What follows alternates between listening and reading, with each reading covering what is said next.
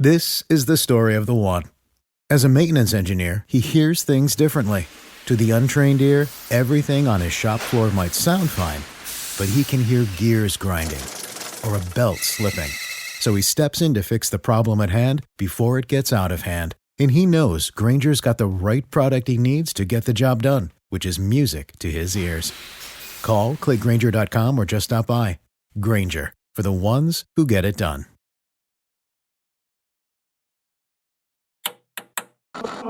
With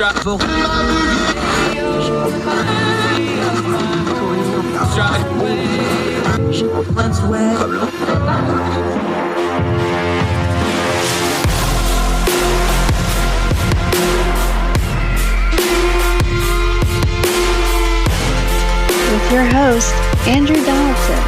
This is Heard Tell. Welcome back to Heard Tell. Let's go to Virginia. You know, in this election year, we're doing the thing where we actually have this crazy idea where when something happens in a state, we go talk to people about what's going on in that state. We don't need the national narrative. Let's find out what's really going on. Had a little election in Virginia recently. May have heard of it. Glenn Youngkin came into power. Let's go to Virginia. Lillian Tara, another great Young Voices contributor. We do love having them on. So also happens to be a UVA student, one of those Yahoo type people. And I'm not saying that as derogatory for those you don't know. How are you, ma'am? I'm doing lovely. Thanks so much for having me. No worries. And we won't even hold it against you that you're from the wrong Virginia. Appreciate your time today. Okay. It's been a little bit for a variety of reasons. One is it's Virginia and DC adjacent, so it gets extra attention. The Glenn Youngkin Virginia election got a lot of coverage. He's been in office for a while. Let's just kind of recap for a second what's been going on in Virginia with Glenn Youngkin. Obviously, there was a lot of press when he came into office. He had a flurry of activity as soon as he got into office. It's been a couple of months. Where are we at with Virginia and Glenn Youngkin, especially when it comes to policies like education, which really drove his campaign? Yeah, so Glenn Youngkin definitely has continued to make good on several of his promises. The mask mandates have been the most controversial one recently, but he did put in an executive order preventing mask mandates in K through 12 schools, which was rejected by several of the major counties, Fairfax, my home county being one of them. But as we're seeing the pandemic start to die down, naturally, it's becoming less of a contentious issue. And that was a big deal for him coming in. And of course, we have the other elements of the education controversies that aren't going to go away anytime soon.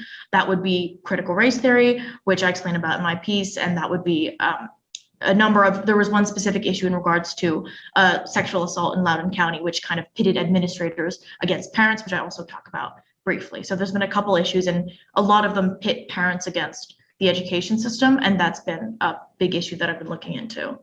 Now, we've been talking about on our program and covering it, just out of the abstract of the actual policies, all this is not good, because what we really need to have is parents and the school system and the students and the teachers. Those all need to be working in partnership. It doesn't look like that partnership is anywhere closer to getting fixed right now, because it still seems really adversarial. As you looked at Virginia, because again, this was just very high profile recently, so it's kind of a good test bed looking at it now. What do you think we could do to actually repair that relationship? I know we got policies. I know they're trying to do certain things. The COVID stuff's getting rescinded. That'll take hopefully some of the pressure off. I think that just revealed fissures that were already there. What do you think they can do to actually have some partnership here? Because if the parents and the teachers and the students aren't all working together, this isn't going to work regardless of what policy we have, is it? Right. And I think the underlying issue with education, which is the battleground for many of these policies, because children are a very sensitive issue, but in general with any government policy, is that it inherently forces conformity, right? And in education, it forces conformity in terms of what is being taught to students, how it's being taught, which students are being taught what. And this is an underlying issue. It's not unique to education.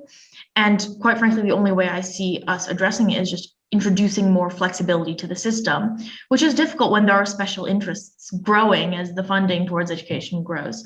And that is why I am a huge advocate of charter schools, or really anything that increases the flexibility for local agents to make decisions in regards to children's education, because parents are just so different, and they'll never agree 100%, and you'll always have people push to the margins, and you'll always have controversies like masks or how much administrators should be involved in hiding things from parents, and now COVID as well. Now, we've had things like the mask mandate, which has been loud, it's been voiced for us, but then there's been other things that are really dangerous and ugly that kind of almost make that look pale in comparison. You talked about Loudon County. You've talked about sexual assault and issues like this in the school system. There's been incidences of abuse. That's not just for you. I know down our way where the radio portion of this program comes out, the Wilmington area, case after case after case of the school system and teachers being abusive to students and things like this.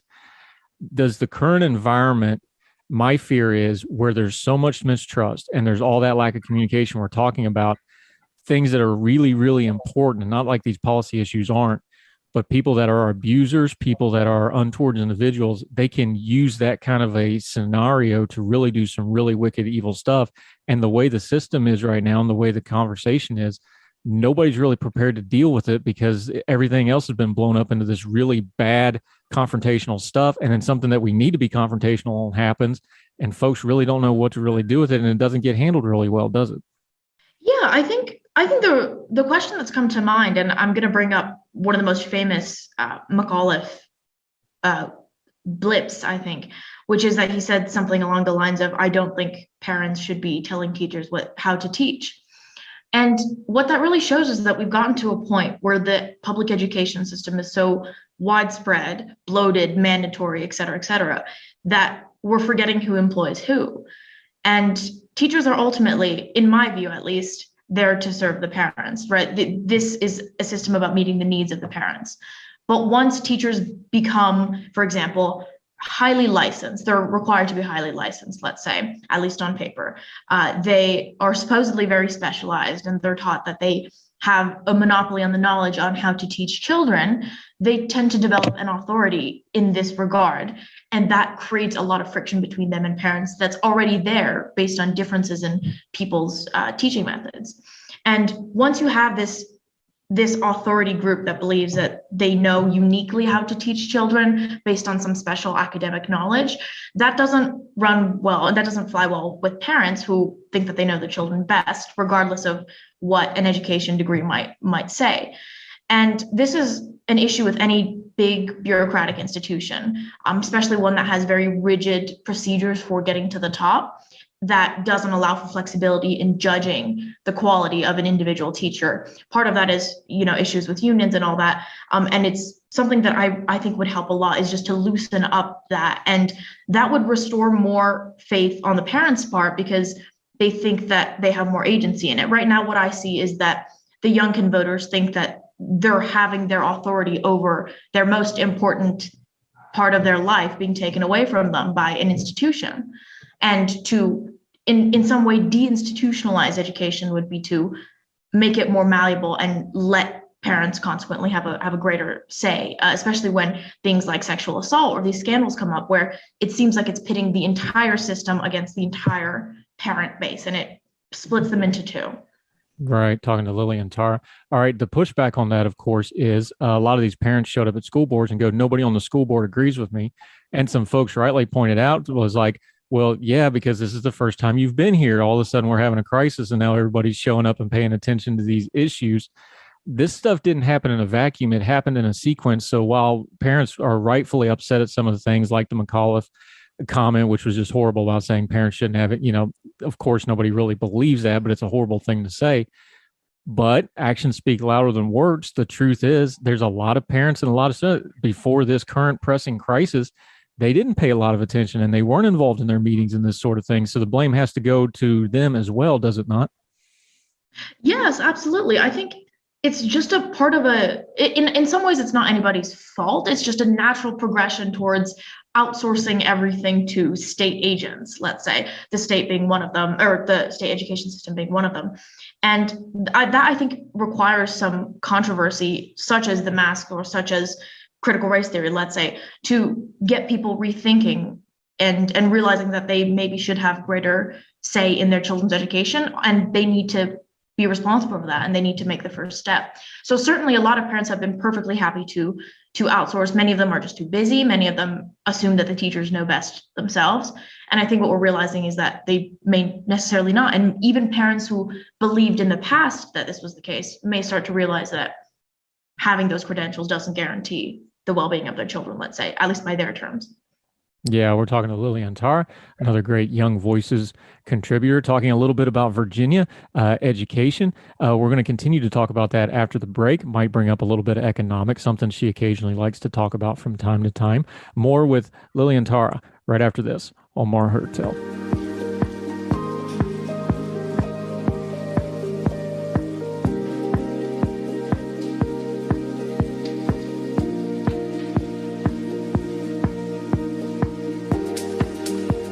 Welcome back to Hertel. We're talking to our friend Lillian Tara, another great Young Voices contributor, talking a little bit of Virginia. Okay, you are an economics person. Anytime we talk about education and anytime we talk about education controversies, we got to talk about the money, though, because we all know that the predominant thing to try to fix education in America is let's throw more money at it. When it comes to these issues of trust, when it comes to issues of policy, though, money's not going to fix this. Hiring more teachers isn't going to fix this.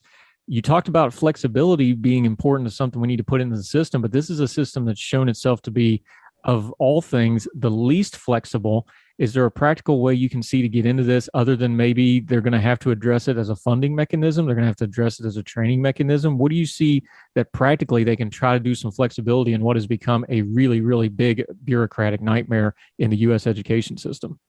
Oh, well, I think there's never been a government program that wouldn't be perfect or improved with extra funding. I think the issue is that the systems that are set up and how the money is used are always going to waste it.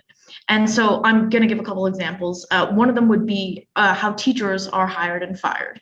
So in a lot of districts, especially thanks to union interests, what we see is that teachers get pay rises based on seniority, and they get them as they age. That in no way guarantees competence. And there is no room for local principals, let's say, to hire and fire on the basis of competence alone, because you have all these state and local licensing laws, for example. And these serve as barriers to entry for perfectly good teachers otherwise. And this is an example that I always say that I find to be very wrong in terms of how hiring is, which is the fact that a doctor can't walk into a high school and ask to teach a biology course and be hired for that because he doesn't have a license for teaching. It is an example of how that requirement is weeding out some of the best teachers, because you don't need a teaching degree to be confident and competent in teaching a subject that you're clearly good at professionally. And reducing those barriers would open up the field for a lot of wonderful teachers from untraditional avenues that we haven't considered before. And I think that is desperately needed. You mentioned in your writing there was 3 executive orders that Glenn Youngkin issued pretty much on day one, give or take. We talked about a couple of them already, but one of the other ones, when you're talking about installing confidence in the school system, parents are talking about they want more transparency. Well, one thing that got pointed out was and even before COVID, but COVID really pushed this forward, things like syllabuses, things like lessons plan. Almost all school systems now have some sort of an online system, whether it's PowerSchool, Blackboard, Ingenuity. There's a couple of different ones. Almost all of them have some kind of online thing. Kind of some of the argument on that was, well, that's trending that way anyway. Is that sort of stuff necessary to actually be put into law, or is that infringing onto the teachers? Is there such a thing as too much in-classroom interference from the outside? I know parents have a right for their children, but at the same time, they aren't professional educators. We do need to give the teachers a little bit of room to breathe here as well, don't we? True, and I think actually many parents would agree with you in that most parents have no interest in micromanaging things like Blackboard or relatively uncontroversial means of delivering education, let's say. And I think the greatest controversy has been of substance, and that would be more political issues. I think up till now, I've rarely seen a teacher. I think the issue with COVID was that some students were unhappy being kept at home. Some would rather have been kept at home. And that was the political element of COVID and not really the educational side of things. So yeah, I think many would agree with you on that. let's talk about that for just a second, because again, your background is in economics. That's where you like. Um, Economically, I know I wrote about it. When you have the schools completely shut down and you have, parents and teachers and students all in the same boat where they can't go into a school, but they still had to go to the grocery store together. They still had to do other things together. That weighs on the economy in a weird way, because that gets into people's mindsets. Because I know I wrote about it. The shopping center is right across from where the grade school and the high school is, and all the same people. They're not allowed to go in the school, but they're all at the grocery store right across the street.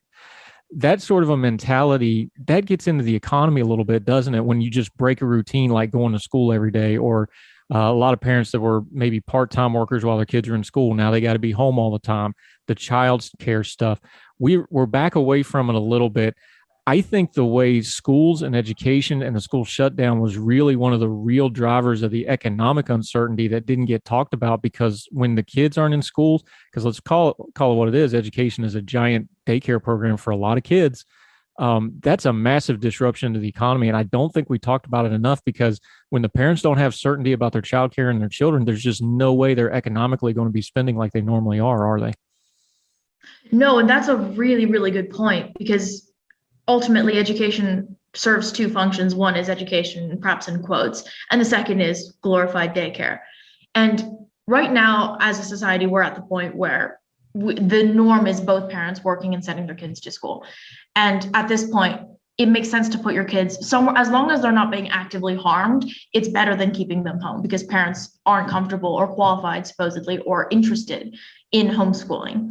And I think this is actually very interesting, because we should be looking at alternatives in terms of where kids could go other than the traditional school systems, because they have to be somewhere while their parents work. And so we have to recognize that this isn't just an issue about how kids are being taught, but how that's benefiting the parents. And so this is just as much a parent issue as it is the children. In many cases, people don't even care so much about the education as they do the fact that their kids are being occupied for 8 hours a day. And so, yes, remembering that parents have their own needs in this regard is super, super important. And they should be talking about the struggles that they have, and how they feel that their kids should be taken care of while they're working, or if they'd be comfortable working less. Yeah, talking to Lillian Tara. The other end of that spectrum, though, we found out during the COVID pandemic, and it didn't get talked about a lot, but it showed up in the data a lot to people to pay attention to it. The other end of the spectrum, the children who don't have two parents, some of them don't have one parent, disaffected kids, underprivileged communities, minority groups. There was a lot of kids that got really lost in the shuffle when schools shut down. It's a little upsetting to me, because we talk about online school and things like that. It's like, yeah, that works great. They talk about, well, you can always homeschool your kid if you don't. Most parents aren't equipped to do that. I'm a fan. Look, if you can homeschool your kids, God bless. That's there's a lot that goes into that if you're doing it right. Most people can't do that. I think that's always going to be a small percentage. But when you look at the students that got left behind, and some of them have just disappeared from the school system and still not come back. To me, this says that when we look at education, it needs to be an all of the above type thing, not just a one or two solution thing, because we found out with the pressure of this on with these disadvantaged kids with different parenting situations, one size fits all does not work in education. And I think that's a lesson out of this pandemic we need to take of, hey, when we're talking about like school choice and stuff, it's not just a matter of giving certain people a choice. It's about having an all of the above policy that best benefits children in education. Yeah, definitely. I think what I love about markets as a free market type person is that they're incredibly versatile and very, very adaptive to local needs based on local information.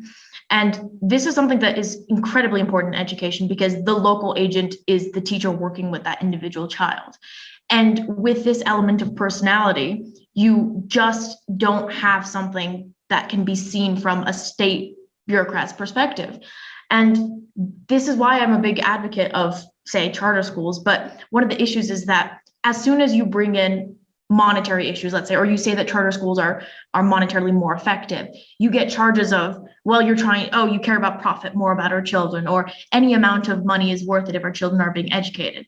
The first response is, well, they're not. And the second is, so money does matter. And it's important to realize that when systems are doing more with less money, it's reflective of a general efficiency in terms of recognizing needs and addressing them. And that is greater than just profit. That's more about how students are having their needs met. Let's just go there with you, because I know we were talking about it because you're an economist at heart. People get icky when they talk about education and money. They just do. They don't feel like, it doesn't feel right to them, because like, oh no, it's education, it's important, we shouldn't put that with money. But the truth is, if you're going to properly study things like economics, it's figuring out how things work in a practical way, even though there's all this theory and all these big words and all this math that I really don't understand, because I was never good at math, because I was kind of a goof off in school and I never learned how to do all that finding X stuff. But that goes to the point of, we want to talk about education like it's this unicorn farm where we go and pick out our unicorn and ride it to success. And that's not how it works. It's got to be practically applied at some point. And economic principles, market kind of principles, say this works, this doesn't work, because we can follow the money, and the money is almost always tells you the truth, because, you know, money don't care. It just, the figures are what the figures are. Wouldn't we do better having some, not for profit, not for the things like people would say derogatory, but some principles of like, hey, better stewardship of our funding, better stewardship of our money, and better accountability of this giant government organization called Public Education America? That would be probably a healthier way of looking at it than just making it this giant federal jobs program and daycare center that it's kind of become de facto for, because of, let's just call it what it is, neglect, and it's treated like a potted plant. The emotional issue is a big one, not only in education, but in any policy where people feel entitled to a certain service or good. It's how could you ever discuss cost in the world of healthcare? How could you ever discuss cost in the world of education? There are things more important than money. But my first response is that I don't think economics is about money at all. And I think most economists would agree with me on this. Money is just a way of communicating in the market, let's say. But it's a method of solving issues of scarcity. And there are scarce resources, and there are competing interests for those scarce resources. And we can apply this way of thinking to education, not monetarily at all. Students have different interests. The attention of teachers, the expertise of teachers is limited. How are we going to best divide up the collective wisdom of society to address the competing interests of many different individual students? And it's a view of society that inherently accounts for diversity of needs and wants. And I think that's why it's best suited for dealing with issues of conflict that arise when these interests and wants compete. And this is something I advocate for. So I do think it's hard, because when people don't study economics from the pedantic perspective, they think of it as that money and greedy and capitalistic domain where it should have nothing to do with our children. But rephrasing it as a way of differing needs, not monetary needs, differing special needs for children or minority children, or students who work better at home, students who work better in school. And parents know this. And so by appealing to their differences and understanding that they would appreciate the versatility themselves, we can get them on board for more flexibility. And I think parents are generally on board with having more choice. And this is a very politicized issue on the teaching end and on the union end, especially. Yeah. Lillian Tara, that's great stuff. That's a good answer to a really, really hard question. Good job. Appreciate having you on the program today. Let folks know where they can follow you, your social media, where you're writing, what you got going on, how in the world it is that you come to be studying things like Chinese and Persian languages and all this amazing stuff up there in the house that Thomas Jefferson built. Let folks know how they can follow you going forward until we see you on the program again. Yeah, so I very recently just made a Twitter, so that would be _X, which I believe you'll have linked as well. And my op-ed in the Roanoke Times was on charter schools, and I will be hopefully on the show in the future. And yes, I'm studying Chinese and Persian, but very much into economic history, politics, and all that. So most of my work in the future will be in that domain. Yeah. Speaking Chinese comes in very handy in global economics, because that is going to be the global economic issue going forward. We can't even talk about Russia and Ukraine without talking China. So that's going to come in handy.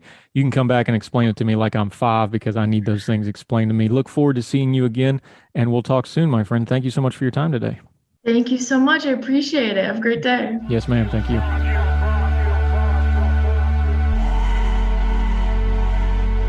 Now let me see you go off like a bomb.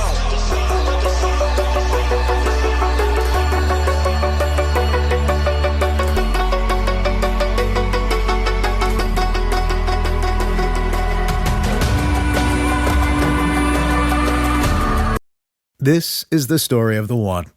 As a maintenance engineer, he hears things differently. To the untrained ear, everything on his shop floor might sound fine, but he can hear gears grinding or a belt slipping. So he steps in to fix the problem at hand before it gets out of hand. And he knows Grainger's got the right product he needs to get the job done, which is music to his ears.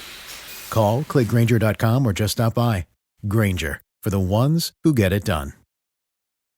You need reliable appliances to help you conquer the day. And Menards is the one-stop shop for huge savings on new energy-efficient appliances. We carry the largest in-stock selection, starting at low prices and ready to take home today. Check out our top appliance brands including KitchenAid, Maytag, Whirlpool, Amana, and Criterion. Upgrade today and save big money on new appliances right now at Menards. Save